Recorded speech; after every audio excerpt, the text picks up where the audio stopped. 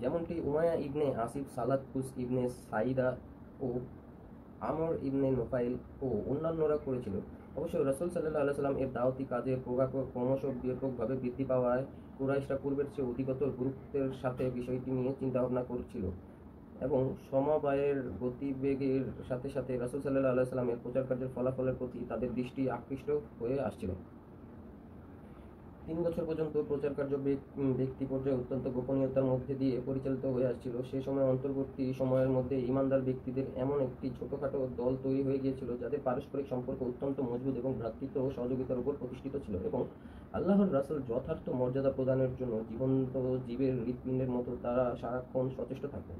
এরপর স্বজাতীয় এবং স্বগোত্রীয় লোকজনদের নিকট প্রত্যাশাভাবে ইসলাম প্রচারের জন্য রাসূল সাল্লাল্লাহু আলাইহি সাল্লামের নিকট ওহী নাযিল হলো এবং তাদের প্রতিমা পূজার অসারতা এবং প্রতিমার স্বরূপ উদ্ঘাটন করে দিতে বলা হলো। প্রকাশ্যে ইসলামের দাওয়াত।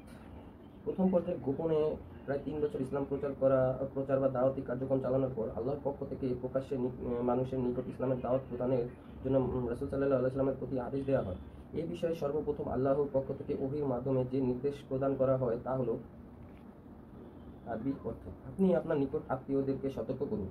এই সূরার মধ্যে প্রথম হযরত মুসা আলাইহিস সালাম এবং এর ঘটনা বর্ণনা করা হয়েছে। এতে হযরত মুসা আলাইহিস সালামের নবুয়তের প্রারম্ভিক কাল কিভাবে অতিবাহিত হয়েছিল, বনী ইসরাইলদেরকে সাথে নিয়ে কিভাবে তিনি হিজরত করে ফিরআউনের কবল থেকে পরিত্রাণ লাভ করেন এবং পরিশেষে কিভাবে সদলবলে ফিরআউনকে নীল নদে নিমজ্জিত করা হয়েছিল সেসব কথা বলা হয়েছে।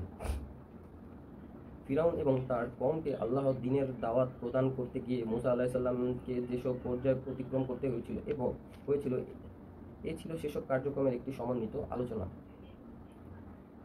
এজন্য আমাদের বিশ্বাস হচ্ছে রাসূল সাল্লাল্লাহু আলাইহি সাল্লামকে যখন তার আত্মীয়স্বজন এবং স্বগোত্রীয় লোকদের নিকট প্রকাশ্যে দ্বীনের দাওয়াত পেশ করার নির্দেশ দেওয়া হলো, সেই সম্পর্কে মুসা আলাইহিস সালামের ঘটনাবলীর বিস্তারিত বিবরণসমূহ এই কারণেই তুলে ধরা হলো যাতে প্রকাশ্যে দাওয়াতের পর কিভাবে মিথ্যা এবং বাতিলের মধ্যে সংঘাত সৃষ্টি হয়ে যায় এবং তা হকপন্থীদের কিভাবে অন্যায় অত্যাচারের সম্মুখীন হতে হয় তার একটি চিত্র রাসূল সাল্লাল্লাহু আলাইহি সাল্লাম এবং সাহাবায়ে কিরামদের সম্মুখে বিদ্যমান থাকে।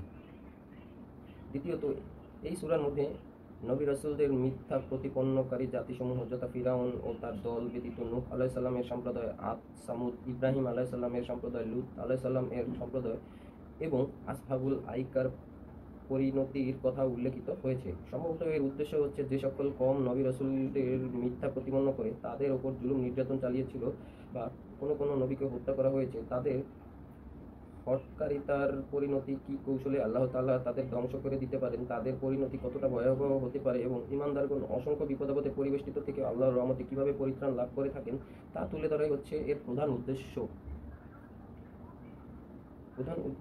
এটাই।